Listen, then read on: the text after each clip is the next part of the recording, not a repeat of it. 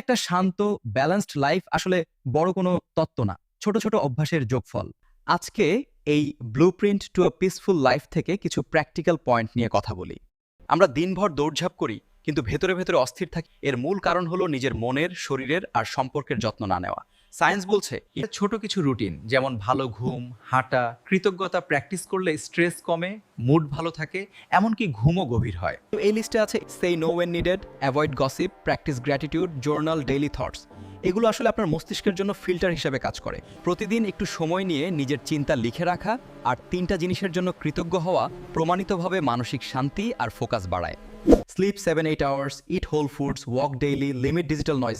এগুলোকে যদি সিরিয়াসলি নেন, আপনার এনার্জি, মুড, এমনি প্রোডাক্টিভিটিও বদলে যাবে। নিয়মিত হাঁটা আর স্ক্রিন থেকে ছোট ছোট বিরতি নেওয়া শরীরে স্ট্রেস হরমোন কমায়, হার্ট আর ব্রেন দুটোই ভালো থাকে। আরেকটা গুরুত্বপূর্ণ অংশ, limit toxic people, set farm boundaries, don't force relationships, prioritise family time.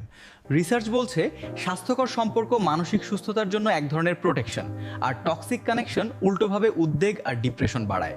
এই 50টা পয়েন্ট মনে রাখার দরকার নেই। আজ থেকে শুধু 3টা কাজ শুরু করুন। প্রতিদিন অন্তত 10 মিনিট হাঁটুন এবং এই সময়টা অফলাইনে থাকুন।